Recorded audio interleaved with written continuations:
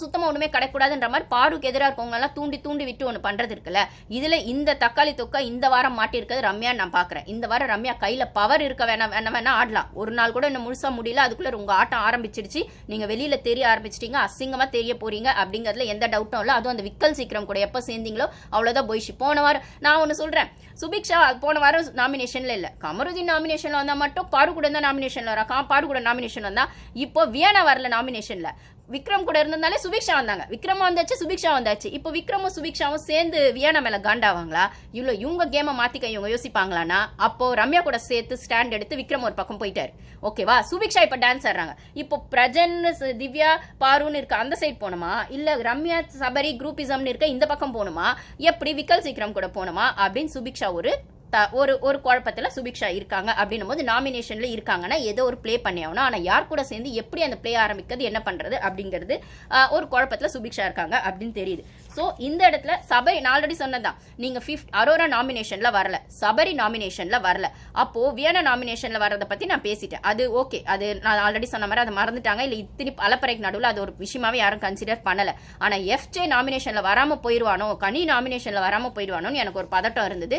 நல்ல வேலை கனியை வந்து சூப்பரா ஆதிரை கொண்டு வந்து நாமினேஷன்ல நிறுத்தினாங்க, எஃப்ஜேவையும் கொண்டு வந்து நிறுத்தினாங்க. இதுல இன்னொரு விஷயம் என்னன்னா, நாமினேஷன் ப்ராசஸ் ஸ்டார்ட் பண்ணதே பாருதான். பார்வை கூப்பிட்டு தான் அந்த நாமினேஷன் ப்ராசஸ் ஸ்டார்ட் பண்ணாரு பிக் பாஸ். இதை நான் பார்வை பெருமையா பேசணும்னு பேசுறதா இல்ல பாருக்கு பிக் பாஸ் வச்சு ஆப்புன்னு பேசுறதான்னு எனக்கு நிஜமா புரியவே இல்லை காய்ஸ். ஏன்னு கேட்டா, பாரு எப்பயுமே ரொம்ப யோசிச்சுக்கிட்டே இருந்து நாமினேஷன்ல யார் வரலையோ அவங்கள தூக்கிட்டு வந்து போடுவாங்க. அவங்க ரொம்ப எந்த அளவுக்கு லாஸ்டா பண்றாங்களோ அப்ப எட்டு வந்து போடுவாங்க போது, நீங்க பார்வை தூக்கி ஃபர்ஸ்ட்ல போட்டுட்டீங்க அப்படின்னா அப்போ அவங்களோட நாமினேஷன் ப்ராசஸ் எப்படி இருக்கும் நீங்க யோசிச்சிங்களா? இல்ல இந்த வீட்டுல மத்தவங்களை எஸ்கேப் பண்ண வைக்கணும் அப்படின்னு நீங்க நினைச்சீங்களான்னு தெரியல. ஒருவேளை பாரு லாஸ்டா நாமினேட் பண்ணி இருந்தா ஓகே, இது வந்து க்ளோஸ் நாமினேஷன், யாரை பண்ணுவாங்கன்னு தெரியாது. ஆனா ஏதோ ஒரு கால்குலேஷனுக்கு அவங்களுக்கு ஒரு டைம் இருந்திருக்கோ யோசிக்கிறதுக்கு. ஆனா பட்டு நீங்க அவங்களை கூப்பிட்ட உடனே ஆனா ஓகே அவங்களுக்கான பெஸ்ட் அவங்க கொடுத்தாங்கன்னு தான் சொல்லுவேன். எஃப்ஜே வந்து அந்த பர்சனல் ரீசன், அவன் போன வாரம்லாம் அப்படி பண்ணது, அந்த கையில அடிபட்டுச்சோ படலையோ, ஆனா சாமான வந்து தேக்க கூடாது, அவளுக்கு ஹெல்ப் பண்ணக்கூடாதுன்னு அப்பட்டமா அவன் சாண்ட்ரா கிட்ட ஒப்பிச்ச அந்த வார்த்தைகள் அவளுக்கு ஹர்ட் ஆச்சுன்னு சொன்னது இருக்கு, அது சொன்னாங்க. அப்புறம் அமித் அரோரா அவன் ரொம்ப யோசிச்சுட்டு இருந்தாங்க. அதுக்கப்புறம் நாமினேஷன் முடிஞ்சவங்க எல்லார்கிட்டயும் அதை புலம்புறாங்க. சோ அமித் வந்து அந்த பீரியட்ஸ் பத்தி பேசினது செஞ்சது அப்படின்னும் போது அது வீக்கெண்ட்ல சேது சார் எடுத்து வச்சோன்னே அந்த ஒரு ரீசனுக்காக சோ அமித்தையும் எஃப்ஜேவும் பண்ணாங்க. ஆனா இந்த அந்த ஒரு அரோரா இருக்குல்ல, அது பார்வை பண்ணுச்சு. அப்ப பார்வை யார் பண்ணாங்கன்னா, இந்த 3 என்ன சொல்றது கேம் வக்கே இல்லாத இந்த 3 பொய்ஷு பண்ணுச்சு. அரோரா, எஃப்ஜே, சபரி. அவன் சபரி அவன் கேம்லயே இல்ல. டே நீ கேம்லயே இல்லடா, அப்புறம் என்ன நாமினேஷன் பண்ற? உனக்கு அந்த தகுதியே இல்ல, நாமினேஷன் பண்ற தகுதியே உனக்கு இல்ல, ஏன்னா நீ கேம்லயே இல்ல. நீ கேம் ஒரு பீரியட்ல அரோராவை சொல்லுவாரு சேது வந்து ஆடியன்ஸா வந்து அரோரா பாக்குறாங்க, அது உள்ள இருக்காங்க அப்படின்னு. அந்த இடத்துக்கு இப்ப சபரி வந்துட்டான். அவன் ஆடியன்ஸா தான் வந்து உள்ள பாத்துட்டு இருக்கானே தவிர அவன் கேம்லாம் ஆடல. மிஞ்சி போனா பார்வை சொல்றது மட்டுமே ஒரு கேமா வச்சிருக்கான், ஒரு பொய்ஷம் இல்லாம. பேருக்கு எஃப்ஜேவை சொல்லிட்டான், ஆனா அதே எஃப்ஜே கூட உட்காந்து பேசுறான். ஏன்னா இவனுக்கு அண்ணன் தம்பி, நான் அடிக்கிற மாதிரி அடிக்கிறான், நீ அடிச்சதுன்னு நீ வெளில போயிருவியா, அதனால அழுகுற மாதிரி நடிச்சுக்கோ ஓட்ஸுக்காக அப்படின்ற மாதிரி தான் இருக்கே தவிர. ஆனா பார்வை சொன்னது பர்சனல் வெஞ்சன்ஸ். எஃப்ஜேவும் பார்வை சொன்னது சண்டை போடணும். அவன் எங்கிட்டே சொல்லியிருக்கான், சண்டை போடணுன்றதுக்கா இந்த கேம், சண்டை போடணுன்றதுக்கா கேம்னா. டே சண்டை போடணும்னு அவன் சொன்னதை மட்டும் சொல்றியா? அவன் ஏன் சண்டை போடணும்னு சொன்னா, எதுக்கு சொன்னான்ற ஒரு விஷயம் புரிதல் இருக்கா?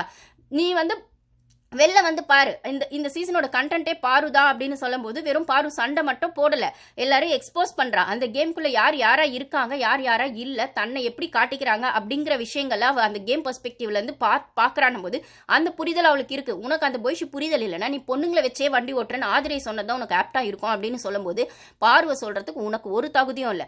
அதுலயும் அவ அரோரா என்ன சொல்றான்னா மாட்டு சாணின்னு சொல்றா பார்வை. இவன் என்ன சொல்றான்னா, சாப்பிடும் போது ஒரு வாசனை வந்தா நம்மளால சாப்பிட முடியாது, வாசனைன்னு நான் சொல்றேன்.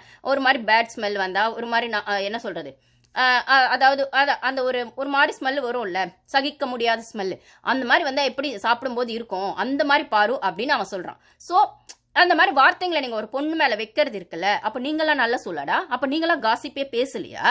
அப்போ ஒரு பொண்ணு நேரா பேசுறதே உங்களுக்கு அநாயங்கா இருக்கு, இரிட்டேட்டிங்கா இருக்கு. ஏன்னா உங்க குத்தத்தை அவ எடுத்து வச்சிடறா, உங்க உண்மை முகத்தை உங்க முகத்துக்கு நேரா சொல்றா, உங்களை பலார்னு முகத்துல அரைஞ்ச மாதிரி உண்மையை சொல்றா, அது உங்களால ஒத்துக்க முடியல.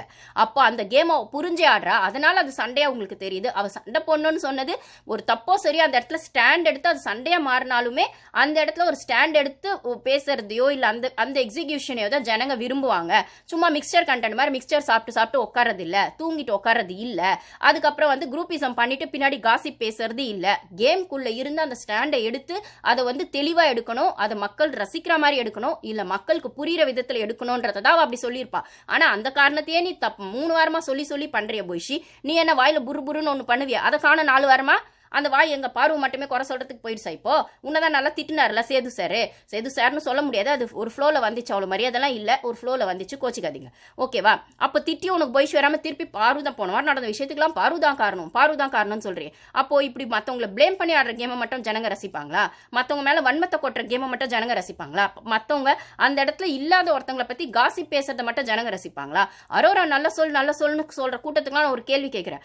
அந்த சீரும் பாம்பை நம்பு சிரிக்கும் பெண்ணை நம்பாதேன்ற கேரக்டருக்கு ஆப்டா பொருந்தது அரோரான்னா, என்ன கேட்டா ஆதிரை வந்து எப்படி எஃப்ஜே பொண்ணுங்களை யூஸ் பண்ணி அவன் கேம் ஆடி அவன் கேமை ஷைன் பண்ணிக்கணும்னு நினைக்கிறானோ அதே விதத்துல தான் அரோரா ஆடிட்டு இருக்கா. அவன் பையனா அந்த கேம் ஆடுறா, இவன் பொண்ணா அந்த கேம் ஆடுறா. அது எப்படி அவ குட் சொல்லாவா? பின்னாடி ஒரு பொண்ணா அரோரா விஷயங்கள்ல அந்த பேட் சைன் விஷயத்தை அட்ரஸ் பண்ணியாச்சு, ஹோஸ்ட் விட்டாச்சு, பேசியாச்சு, அவளும் சாரி கேட்டாச்சு, அது சரியா போயிடுச்சு. போன வாரம் வியனாவை வந்து அரோரா பண்ணணும்னு சொன்னதை மைண்ட்ல வச்சுட்டு இப்போ பாரு வந்து அரோராவை பண்ணல, அமித்தை தான் பண்றாங்க. அவன் வெளில சொன்ன அரோரா மைண்ட்ல இருந்தா நான் திருப்பி அந்த பர்சனல் எனக்கு கொண்டு வரணும்னு அவசியம் இல்லை, எனக்கே அழுத்து போயிடுச்சு, அவ என்னமோ பண்ணிட்டு போயிட்டு அதை நான் விட்டுட்டேன். ஆனா அவ விடாம திருப்பி என்ன பண்ணது இருக்குல்ல, இதுக்கு எப்படியோ ஒரு கிளாரிட்டி வேணும். நான் உட்காந்து ஆதிரை கிட்ட பேசுறா, கமருதீன் கிட்ட பேசுறா, அரோரா கிட்டயும் உட்காந்து பேசுறா லைவ்ல.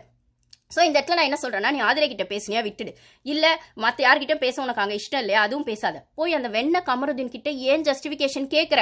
அந்த வெண்ண அரோரா உட்கார வச்சு அவளை ஒரு விஷயமா மதிச்சு ஒரு ஆளுன்னு மதிச்சு ஏன் பேசாத, அதை விட்டு தள்ளு. அவ போடலன்னா நீ நாமினேஷன்ல வந்திருக்க மாட்டேன். அதை இன்னும் 2 இருக்கானுங்களா, உருப்படாத 2 இருக்குல்ல, வக்கில்லாத 2, அந்த சபரியும் எஃப்ஜி அவன் எப்படியும் போட்டுதான் இருக்க போடுறான்.